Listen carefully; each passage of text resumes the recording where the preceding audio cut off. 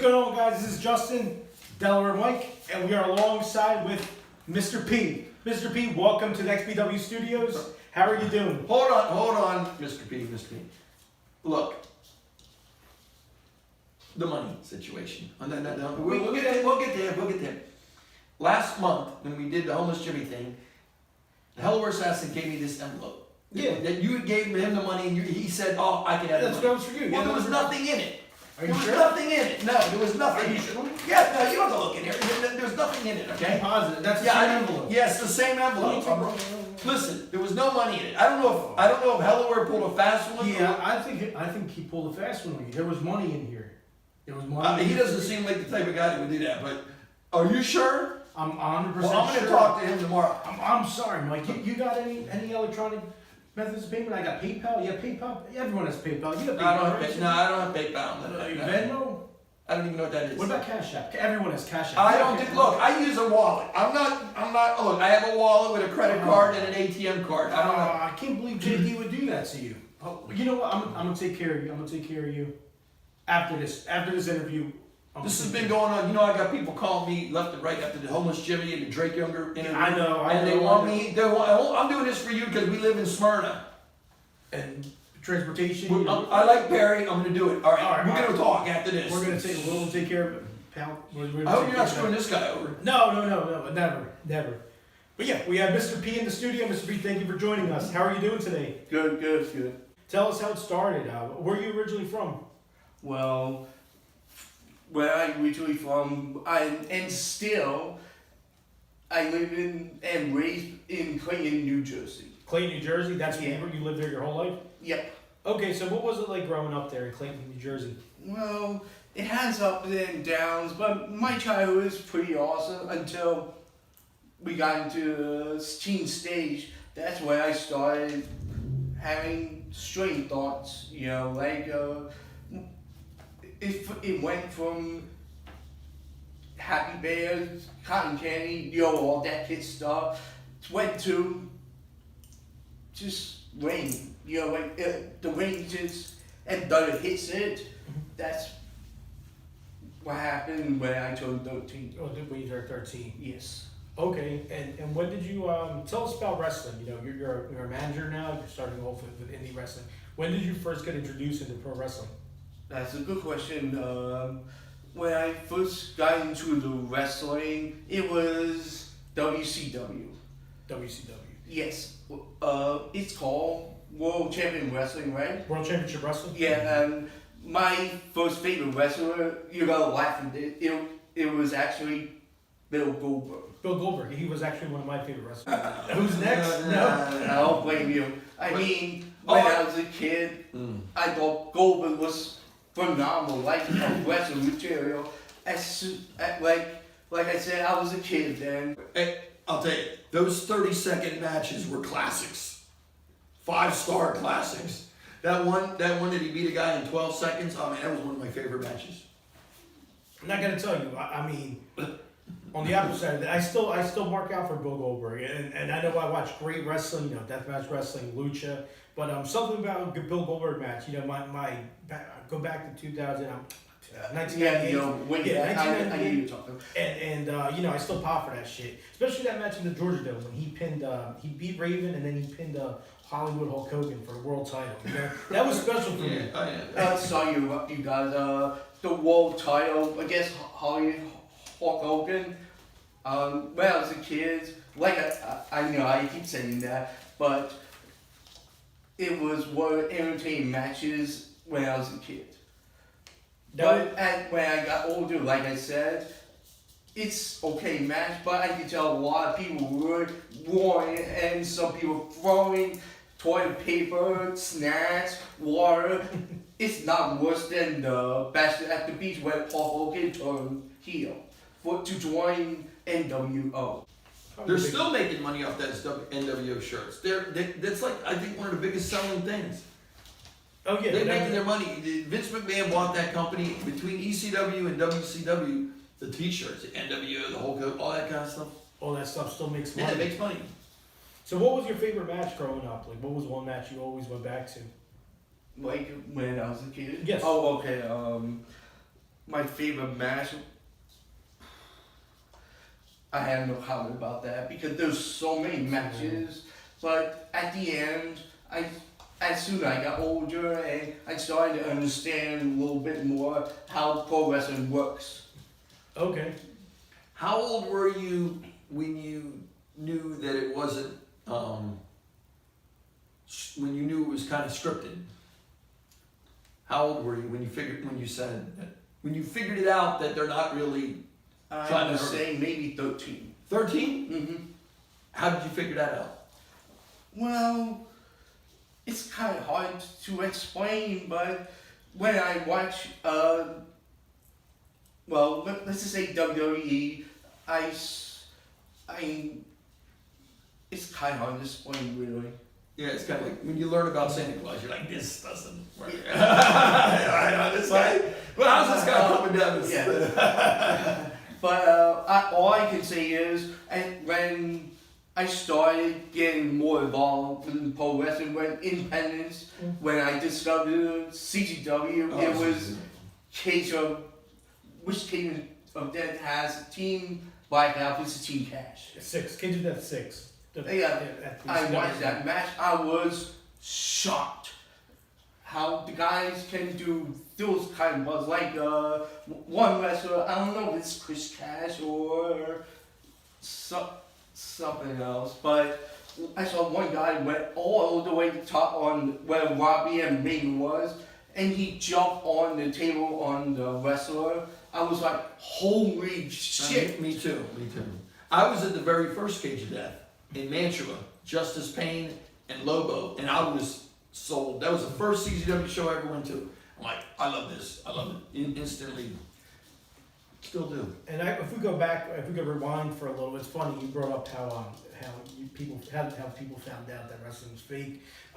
There's a wrestler. How I found that wrestling was fake. There's a wrestler that you guys see. I'm not going to bring his name up, but he's on IWTV every week. But he's the one. Him and another kid told me, "Oh, you know this is fake, right?" Joking around, and they're like, "I was like, no, it's not fake. This isn't fake." They're like, "No, this is fake," and that's how I found out that it was, it was fake. How did you find out, Mike?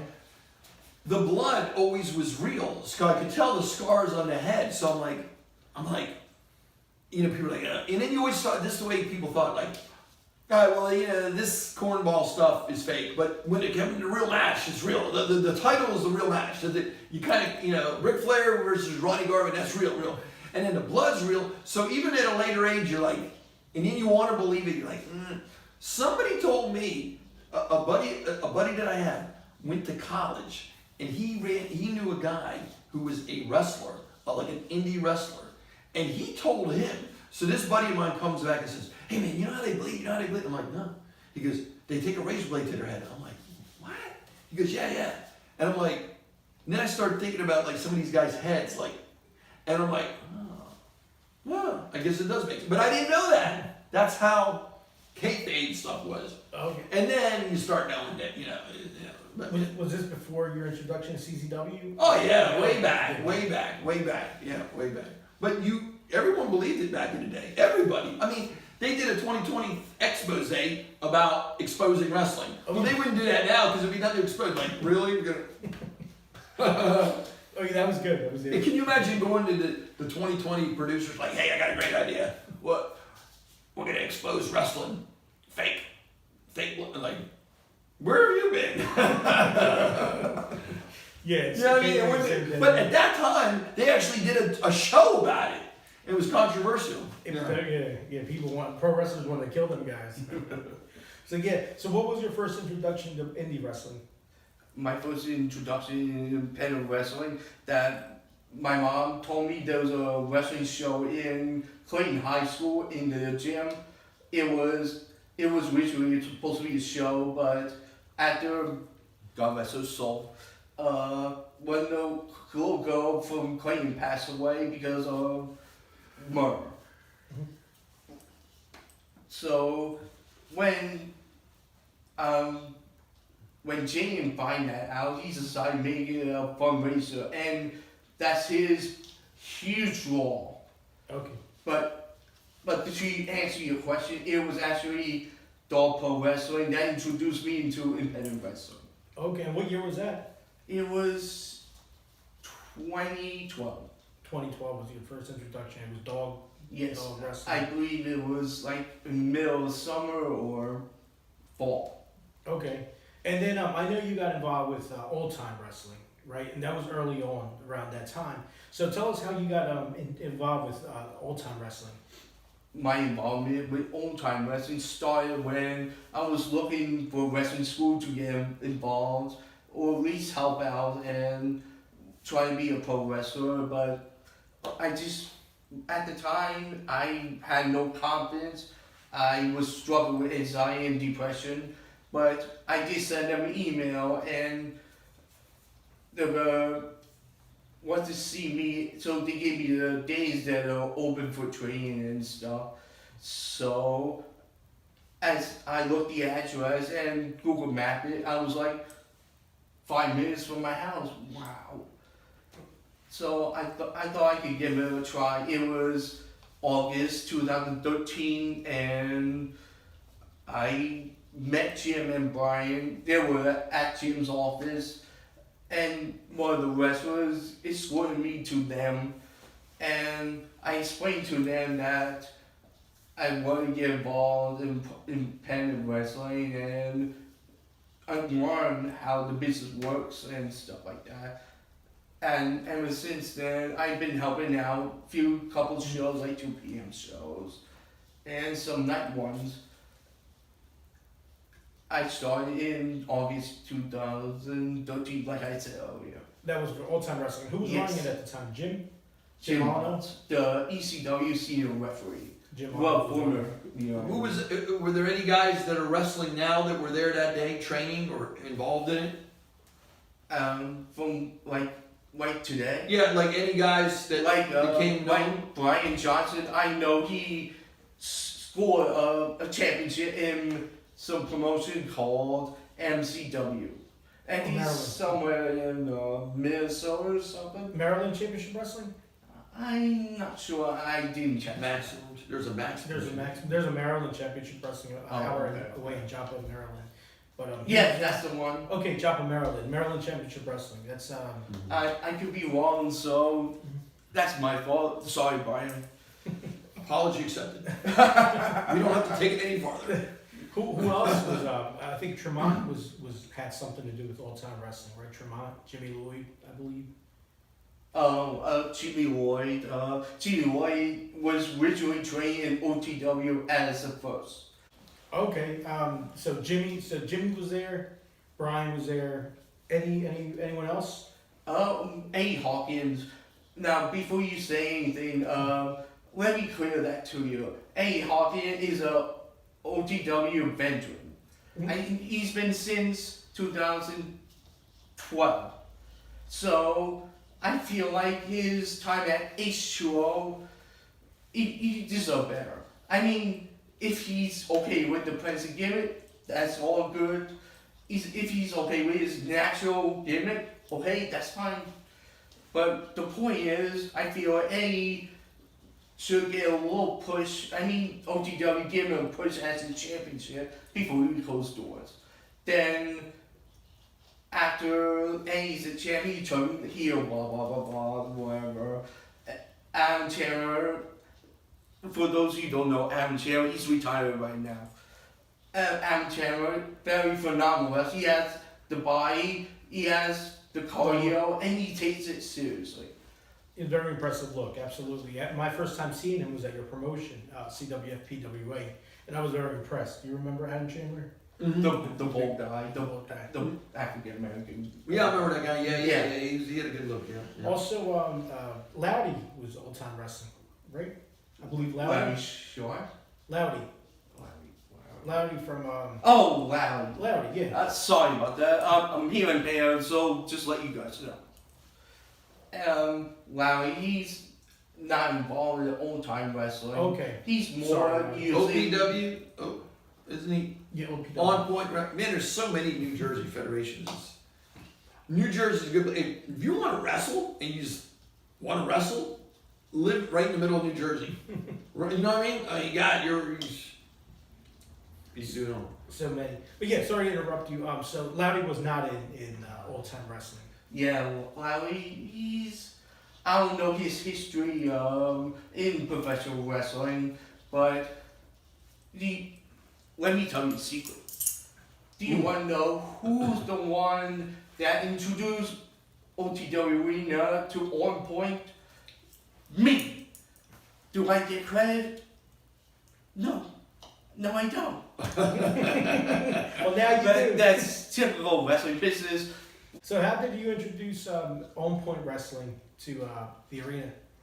Well, To Old Time Arena, I'm sorry. How did you introduce OPW to On Point. On Oh yeah, I'll tell that story. I saw a post about On Point's original building that they're hosting, which is New Moon Rising, which is owned by Jake Bishop, who is getting involved with super crazy, just build things, help out and stuff like that, and train some students. Oh, Jake. Jake Bishop. Okay. He's one of Old Doll's peers, friend, and Okay. that kind of thing. So he works with you now. Jake works with Skid Row. Yes. Okay. Just help with the students and help, make the building look like a pro wrestling arena and stuff like that. Okay. He's a hard worker, and I know he does security.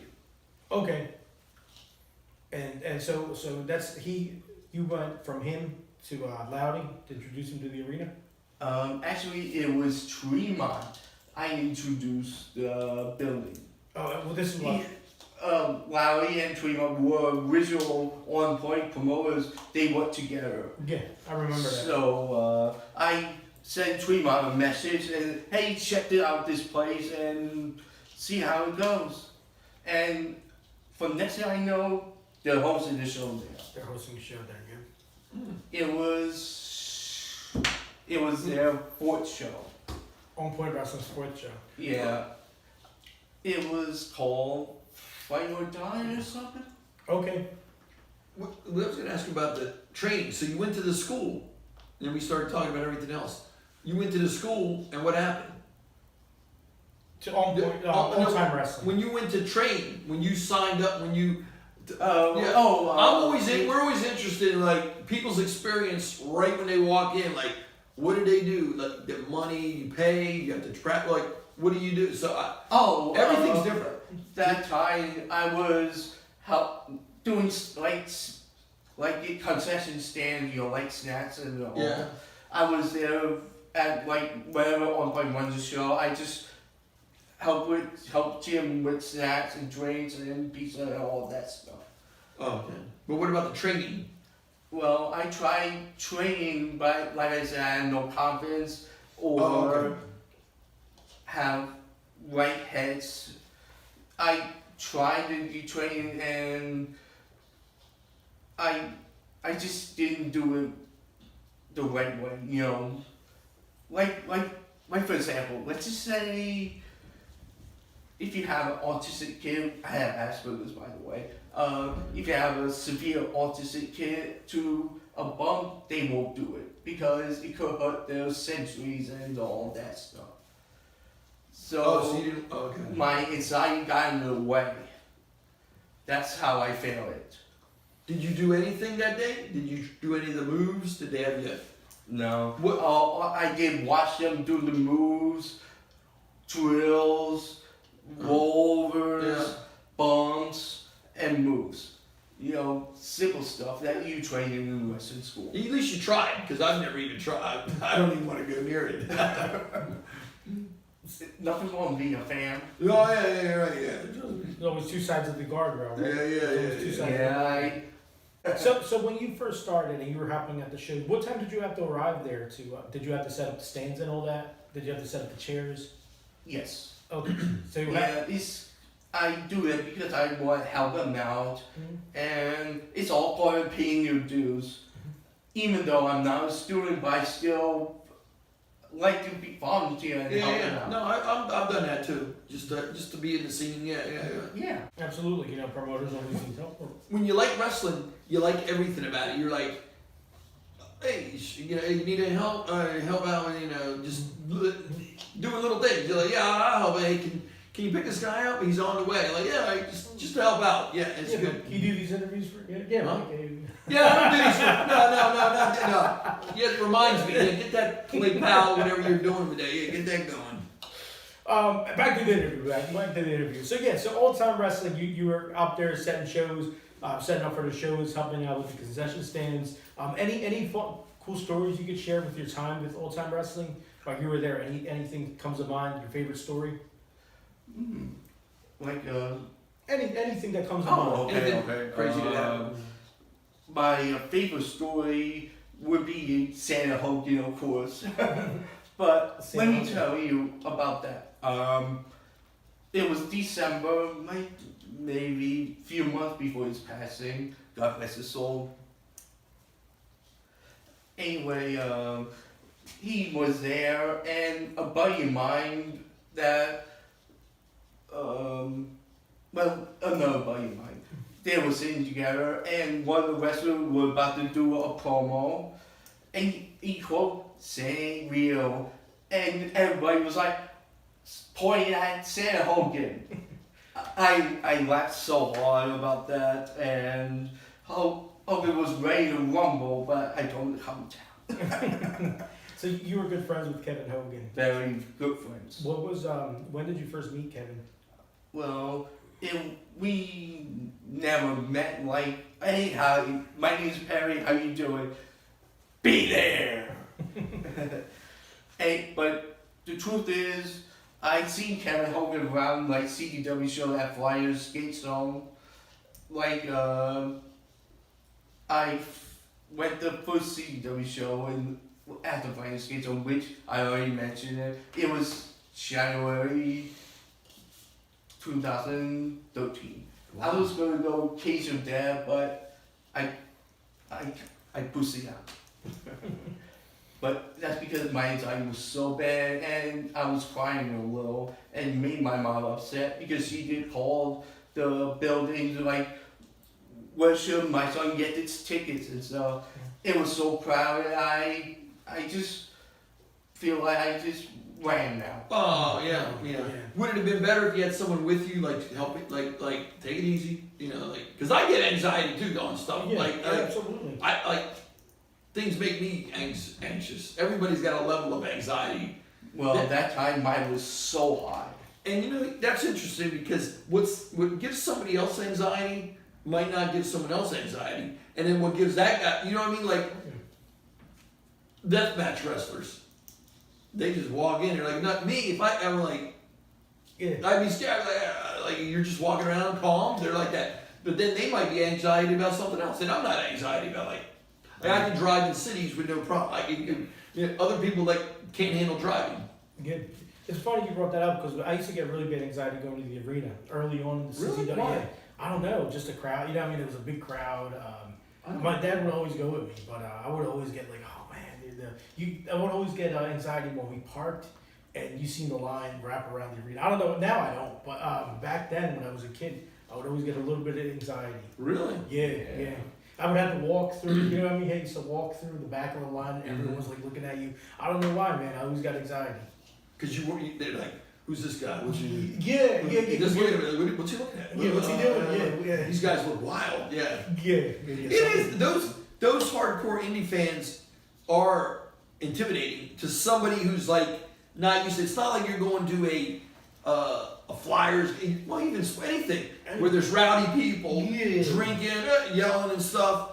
To a kid or somebody who's not in that, because I brought people to wrestling and they're like, relax, nothing's gonna happen. But, they're scared because they don't know that. And back in the day, people were drinking out in the party and being Oh rowdy. yeah. Or anybody walked by and just like you could innocently have like a Hulk Hogan shirt like, oh, and then people are just like, and they're not gonna hurt you or nothing, but they're like, get out of there, and then Hogan like, you think you're being cute wearing a WCW shirt, and the ECW people don't like it, and they're mad, and they're like, and yeah, that would scare anybody. It's funny, my first CZW show, February 2002, I went in there with a cane shirt. occasion. No one said nothing. No one does that, yeah. But, But yeah, they could have. Yeah, they could have. Yeah, they very well. Wrestlers would even say something if you had. Yeah. I remember in ECW, if you had a WWF something, they just you didn't go to ECW arena with the WWF shirt. You just did. You just You're did. like, yeah. So yeah, that was your first experience for Combat Zone. You went and I'm not Combat Zone. Kevin Hogan. Yeah. You went and you started going with him because every time I seen you, the first couple of times I seen you, you were with him. Like we talked about earlier, first NGI, he was there with. We actually sat in the same. I was at that in New Jersey. Yeah, we had me and Trevor, and my father went and. Oh yeah. Is that GCW show first show? NGI. Yes, GCW. that's the one. GCW's first show, under Brett Lauderdale. NGI won, which was a good show. So how close were you with Kevin? Since his passing, I stayed, loyal to him because I feel his being out of the wrestling fan really touched everyone. I mean, even Kevin Owens, not Hogan. Kevin Owens, yeah. Yeah, he made, Post. I'm sorry. He made a post. A reference? Yeah, on Did he Twitter. really? Yeah. Oh, I don't know. Yeah, he did. And the special thing about Kevin Hogan is he was special because he was a part of the show. When Kevin Hogan was there, he wasn't just a fan trying to get over. He would interact with the wrestlers. He would promote all the shows. Be there. It wasn't about him. It was about him promoting the show. Remember the talk show, the Kevin Hogan talk show? Yeah. He would promote the shows. Yeah. Be there, and he would come. I remember the one Halloween show. He came up dressed as La Parka. Yeah, I remember that. I was there too. He was giving out candy. He was cool. He was cool. I remember Nick Cage in the Cage show. He threw muffins. Muffins, yep. I ate one of his muffins. Did you? I was hungry. Yeah. They were edible. They were in the bag. They were the little muffins. I Yeah. wish we had more fans like Kevin. He was definitely one of the good ones. Mm-hmm. What was that emotional speech you gave? I remember stumbling upon a clip where you were in the ring giving a speech. What was that about? Well, it was that time. I just feel bad for all the time because they're not getting credit or spotlight they deserve. I just feel they deserve more.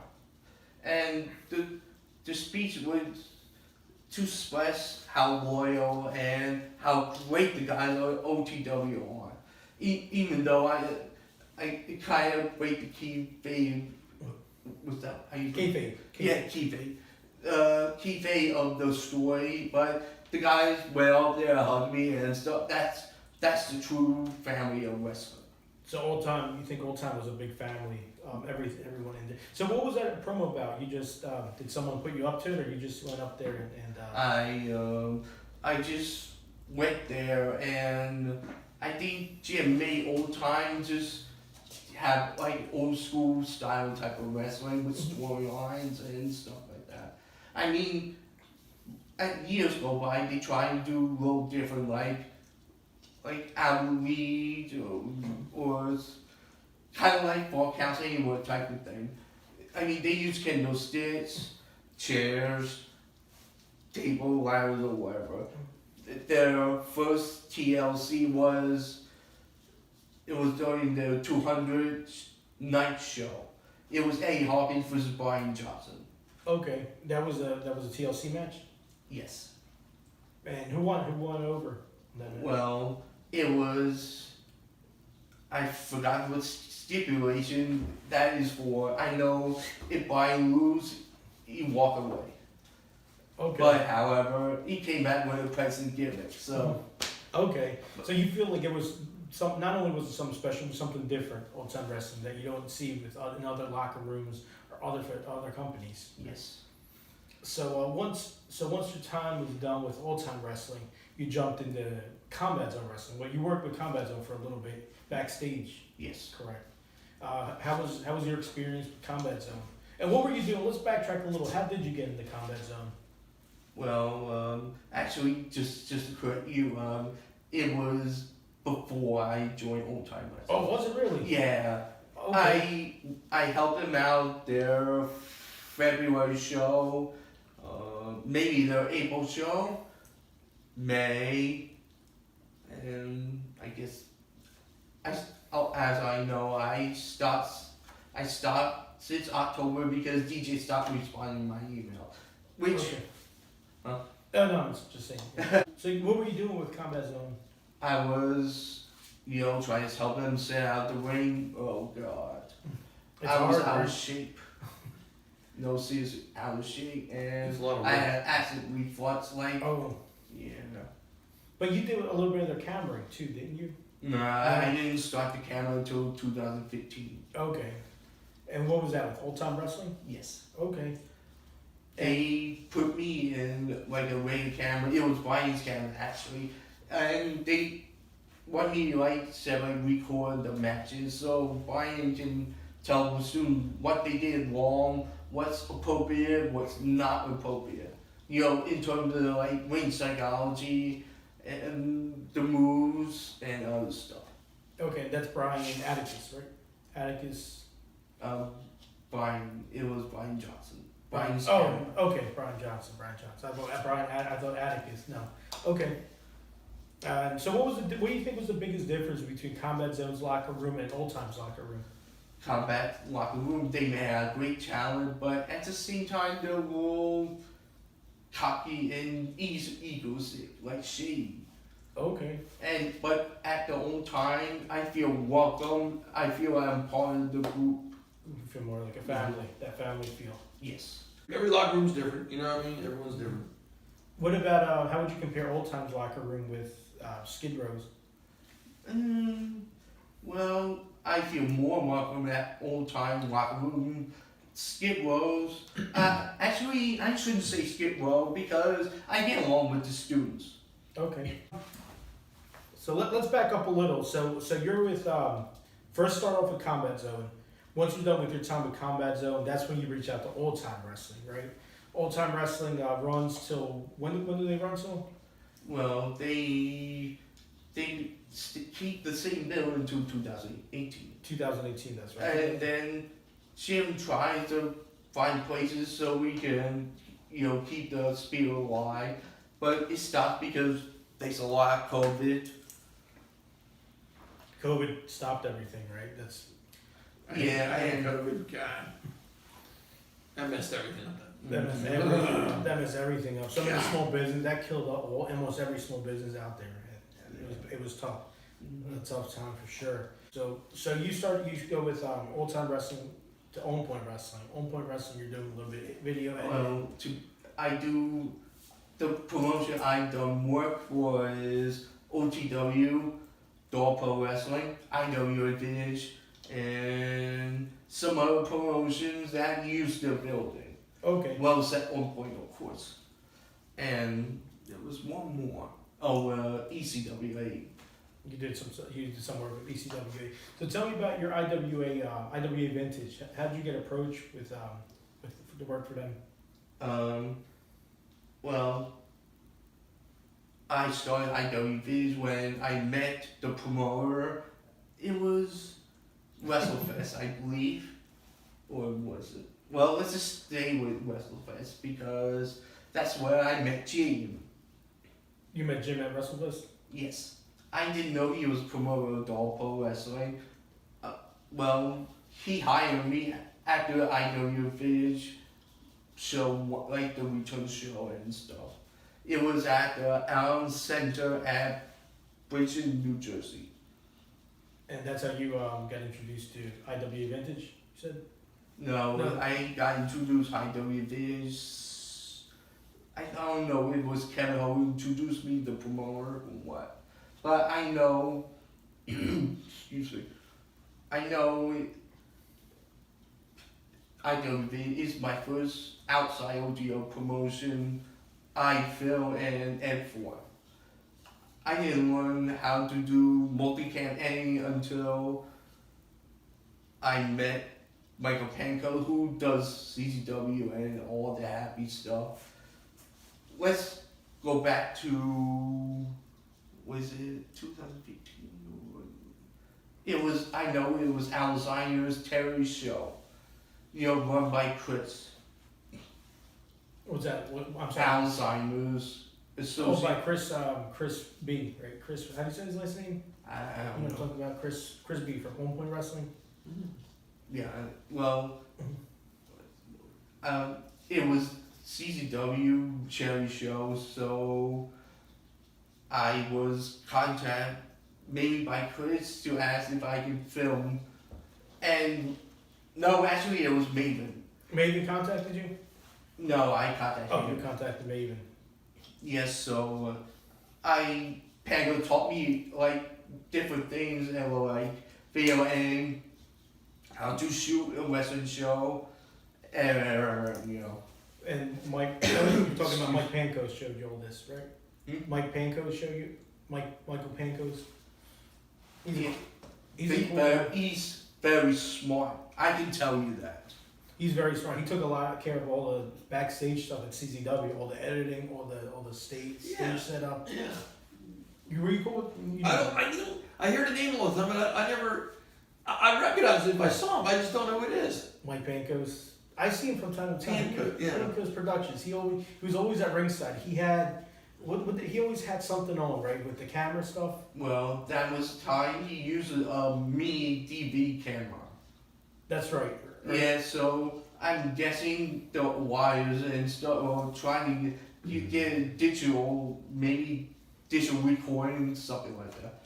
I know what you're talking about because I edited On Point's charity show. Okay, you did all It's that. it's not a smart marketing. I give Larry the master copy. No, this. Now Mike Pankos still does stuff with the arena. He still exclusively works with the arena, I believe, right? Yeah, when On Point used OTW Arena, Pango did everything, you know, like graphics, video work, and all that happy stuff. I don't know anything about that. He was good with that stuff too. I can barely run my iPhone camera. I can't imagine editing graphics and It takes a lot of time to fix all that. Oh, especially Panco's. I mean, excuse me. I know he used After Effects, which is all the program like Photoshop, Premiere, but with video editing, he uses Final Cut. Oh. What was the big thing he showed you? Like, what's something that sticks out that he was like, oh, this is cool that he showed me while editing videos or fixing up your effects? What was the most important thing he showed you that you could recall, like Pankos? Well, the thing about, to thank Panko is to help me show how to film a wrestling show, especially, you know, trying to get close up, you know, without the ropes. It's distracting. Oh yeah. Yeah, it is. Oh, okay, yeah. And video and like multicam and I didn't research about that until he told me. Okay, like what you were showing me the other day, right? Multicam adding. Yeah. What's the name? Funny, I was having a conversation with Howler 2 days ago, and he was telling me, make sure your camera people get angles from they angle the camera so we look a lot bigger. And I didn't even think of that, so I was like, oh yeah, you know what? When you angle it, everyone does look a little bit bigger. Yeah. So he was, I forget, he even had the name of it and everything. How good old Howler. See, let me ask you a question. When you're videoing a match, you don't think you kind of you're watching it differently than if you're just watching it, and you're not paying, like, you can't remember. I taped for somebody a couple times their match, and when I did, he said, "How was my match?" I said, "I don't know. I was just concentrating on I wasn't watching the match the same way as if I was videoing it. You know what I'm saying? Absolutely, I'm like, yeah. you're taking something away. You're concentrating on that. Yeah. So you're not watching. You can't remember. I'm like, he said, "How was my match?" I'm like, I don't know. I was videoing it. I couldn't remember. It's funny you point that out because that's how it was. When I worked on projects like that, Yeah. I recorded and they were like, "How would you think of the match?" I was like, "Oh, I was too busy making sure you guys were in the." Yeah. You're like, watch out. Yeah. And people sometimes, like the fans, we won't think like that, and when you're doing it, you're like, "Oh, I didn't even pay attention to that." I'm too busy concentrating on making sure your angle's right.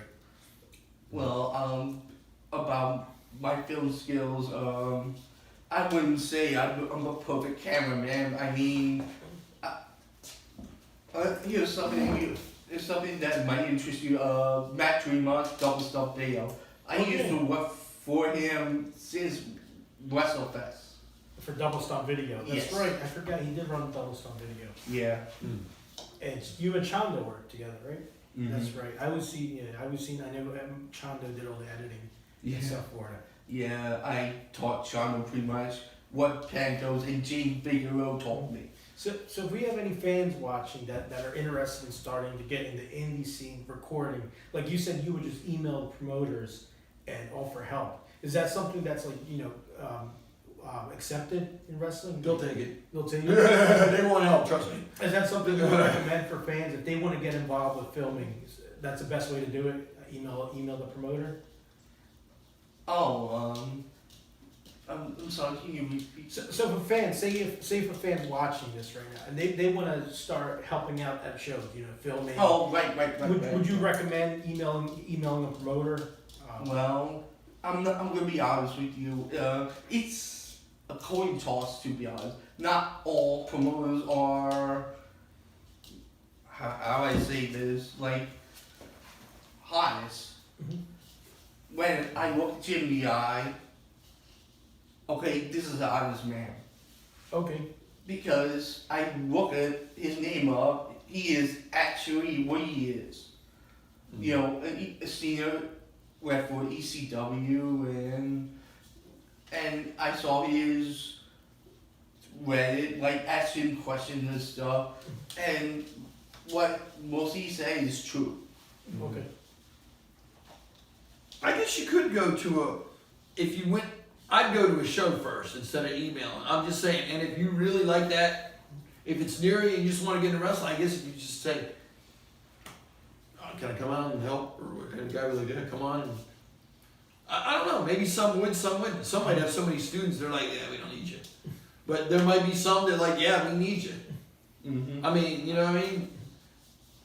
I've helped just being there, you're moving chairs, don't stop them, keep doing it, It's also just being there sometimes. Especially at the end of the night, if you're willing to just move stuff, they're like, I used to do that. I think I used to do that sometimes. To hanging around an arena when you're kicking people out, just for whatever reason, just start doing stuff. And they're like, all right.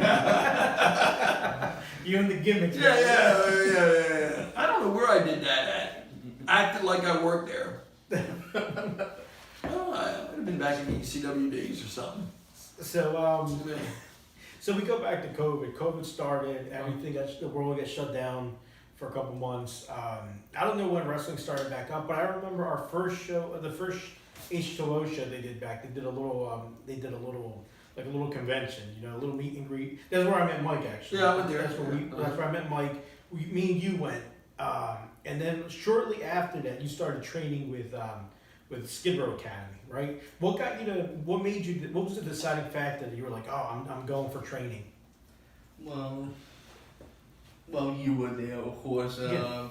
I made a gimmick already, and I just wrote on the Facebook said I'm on fire to be a manager, and I got a hit up from Johnny Rankin, the referee that he's all over the place. Oh yeah. Heck, he's working for Battleground Championship. Battleground Championship Wrestling. What was your first day going into training? Actual training for manager. Can you describe to us your first day going in there with actual training? Well, when I entered there for actual training, I just do my best. I mean, they put me in a treadmill and work on my cardio and stuff. And I get some advices from people who been in the business longer, and they're very helpful with taking advice from promos and stuff like that.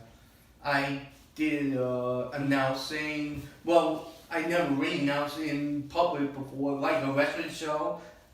They taught me to public promo skills. That if you that's really hard. Okay, that was our first day. Your first day you did that. Yeah, and I was uncomfortable. Okay, what was the first? You said some wrestlers came up to you and gave you some advice.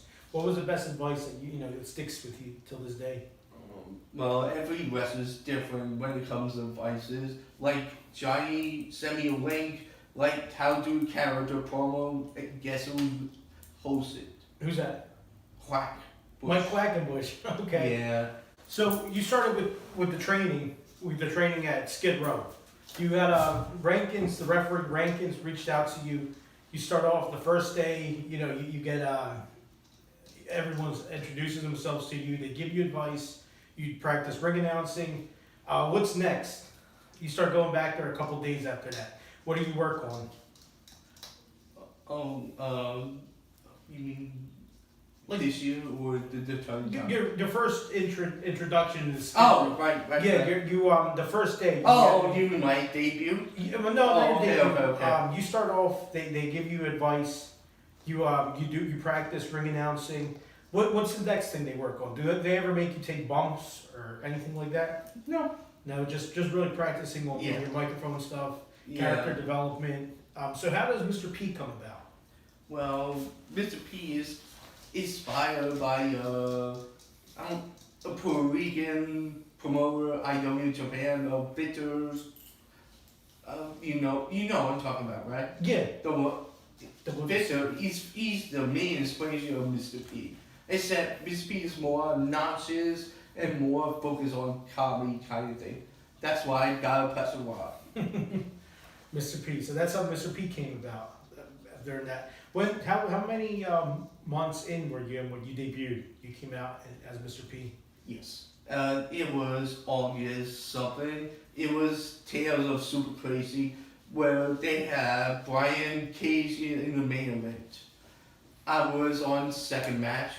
I was managing a tag team, which is Justin and Ricky Watts.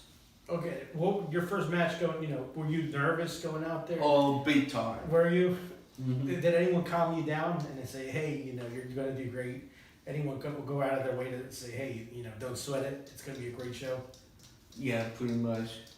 And after the match was over, I feel like it screwed up a little bit, but it was actually miscommunication between me, Ricky Ross, and Odor and Denise, because it was originally a singles match. I was supposed to be managing Justin while he faced Ricky Ross, but they changed it to tag team. They changed it into a tag team match? No, originally it was supposed to be a singles match, but they changed it to tag team. Does that make sense? Yeah. Oh, okay. So, what was your when you got done the first match, you got to your first performance, you go to the back. What did your trainer say? I'm so proud of you. Did he? Yeah, Denise helped me, and even Odor helped me. Did he? Yeah, and I'm still afraid of him. Of Dog. Yeah, Odor, he's a good person. Of course, that you should know that. Yeah, Dog's a good. But yeah. And Dog, how long have you been a trainer for?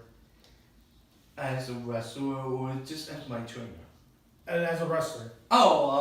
He's been trained like, I don't remember what year, but I would say, just be safe, 1996 or 7. He's been in the business in Philly and New Jersey for a long time. And I believe someone said, I read somewhere, he's one of New Jack. Yeah, training with him? he's trained by New Jack. Okay, so we have that upcoming New Jack match. Did he say anything about that? No. To be honest, it was more me showing tribute because when New Jack passed, he closed the school for the weekend. Oh, really? Yes. I figured he was designated. I assume he is, but I don't know his relationship with New Jack. Okay. Oh, wow. Yeah, it was a big loss in the wrestling world. Yeah. Any New Jack, was good. Crazy guy. any questions? Yeah. So when you managed, when you went to the back, what did they say to you? Did anybody say anything to you? How you did or anything? You mean like my first debut? Yeah. Oh yeah. A couple students praised me, as in you did a wonderful job. Oh, okay, right. So I have some questions. Sure. I have some questions from Joe from Westville, New Jersey wanted to know what's it like being a manager. in professional wrestling? What's an everyday, you show up, what's an everyday task for you in the backstage as manager? Well, to be honest, I don't know if this should be recorded. Nothing. It's more of, I'm trying to think of something. Oh yeah, my next managing wrestler was Brax. Brax. Yeah, big dude, and I remember that because that man was actually live on TV on Pennsylvania, and I look at it and I feel we got a connection, And then after that, the Super Crazy's WrestleMania Service of Doom, I actually managed the main event. You managed the main event? Yeah, Oh, wow. with Brax. Okay, yeah, he's a big guy. It was, I forgot what the team is called, but I know it was the veterans versus the student and veterans. Sean, it was C's versus Sean, the band's team. Okay. It was in Black T's team. So, me and Black were first to pop up, and I was just doing my role, because of my client. John from South Philly wanted to know what made you want to be a promoter? Well, I always wanted to be a promoter for a long time, but I keep hearing it's tough work, you'll get stressed, you'll hate yourself after this. And I should have listened to GM. But again, I have fun at the first event. It's tough. I even had a melt breakdown. Did you? Yeah, I was sweating and I was anxious. I was hoping everything would be okay. With the barbed wire match? Oh, that one. Oh, Yeah, he was man. growing- Oh yeah, yeah. I remember that. Oh yeah, you did all right. You did all right. Thank you. It was tough, but yeah, it went. That was a good show. It Thank was a you. good show. What do you think was the biggest struggle? What was the biggest challenge? The no part, well, obviously. Because we don't have the professional crew like Eugene, Tommy, Sean, the original deathmatch weapon makers. Oh, absolutely. And there's definitely there's definitely technique to raffle. Someone like me, I can't just go out there and put that rope That up I know there. how to do There it. has to be a technique, because otherwise the barbed wire is gonna rip off, and it could seriously. Oh yeah. You gotta make sure, because sometimes guys, if you don't do it right, anything you got. There's barbed wire. They can go either way. I've seen people fall on their back, head, I don't know how they do it. It could be bad. So you definitely need someone with experience to do that. Exactly. And big shout out to Matt Tremont for stepping up and really helping out with that match. He couldn't stand us not doing it the right way. Yeah, he could. I'll do it. Like, okay, go ahead. Yeah, he did it. Yeah, He yeah. did it. He just went at it. Yeah, big thank you to Matt for that. Yeah, Matt Tremont was nice enough to have him and his student come here and do the robot. I appreciate him for that. Absolutely. And 24 hours before that big match he had at the ballroom, Hammerstein Ballroom. I remember that, yeah. Yeah, 24 hours. It was your show, CWFPWA, and then the next day it was GCW at the Hammerstein Ballroom. Oh, Or he main that's evented. right, He that's right. main evented with Nick Gage Oh, okay. and the Briscoes, and what a match that was! Mm-hmm. Insane. What was that show again? The GCW show? It was It was at the Hammerstein Ballroom. So you had CWFPWA run in January, and then the next day was a Sunday. It was GCW. You remember the name of that show? It was at the Hammerstein Ballroom, that big show. Oh, okay. Wait, is it one GCW or something? Yeah, there you Is go. that the one where they go to New York? Yes, that's the The one. famous arena that ECW use a lot. The Hammerstein Ballroom. Yeah, I saw that show. It was pretty good. I like the fact that Nick Cage and Matt Tremont came out like the new hate club, Yeah, and Tremont was doing it in honor of Nick Hatred. that's right. It was. He toes it for him and all. Awesome.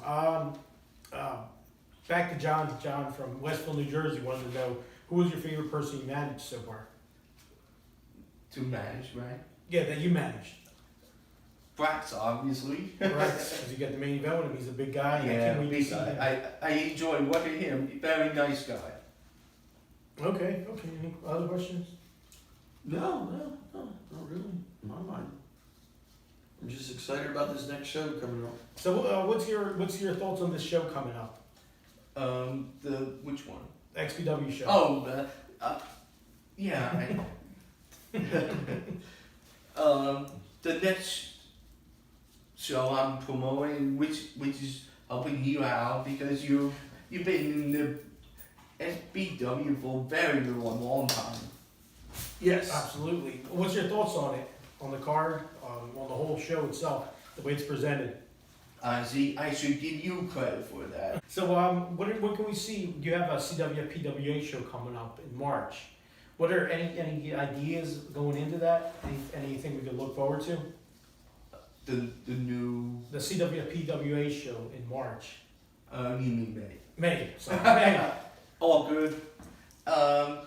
Well, right now I'm not allowed to give details to the shoot review at this point unless let's just say May is the day you'll witness recreate history of professional wrestling.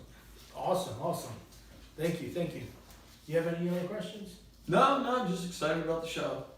We're excited about the show. So where can fans catch you at? Where, if someone wants to contact you watching this, where's the best way to contact you? Well, Facebook or email is a great way to contact me, but I'd rather email because my Facebook is for my friends and family, wrestling business, that kind of thing. Okay, awesome. So where would you want to see Mr. P in 5 years?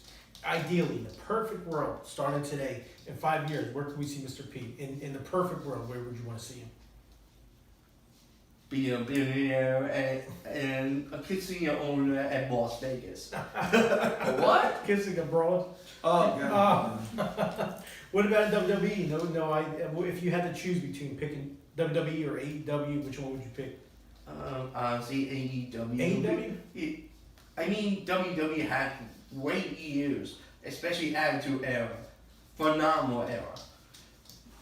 But again, today's WWE product, it just feels, well, it's not the same in my opinion.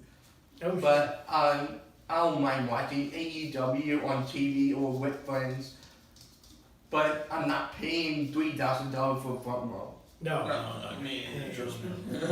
So you'd rather go to AEW than WWE? If WWE made some changes and maybe bring back some legends or something like that, I can watch WWE again. I only do it time for time, but not much. Absolutely. Awesome. AEW, I hope rumors, but I don't care about that. I just want the AEW pilot to be aware that not everything is about you. It's the fans. I'm not a champion guy. I know it's off topic, but I'm not a champion person. Like, if I want to be a champion or any company, it just feels a lot of pressure. You're like a star of the company, and you have to make thousands of autographs and stuff like that. Not that it's true. I'm just saying it as an example. Okay, so you'd rather not to be, managing a champion? Yes. Okay. So No. I'm not a manager as champion. I meant as, yeah.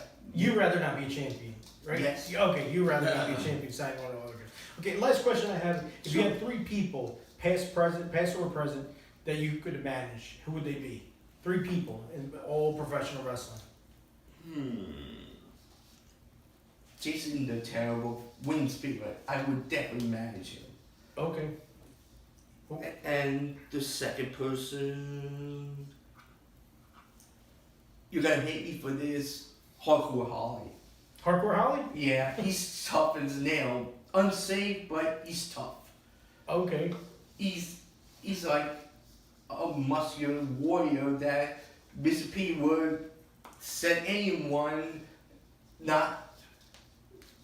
Well, let's just you go ahead this out, man. Yeah. Okay. Yeah, just don't say nothing negative. Just don't even have to say nothing. Yeah. And who else? Who's the third guy?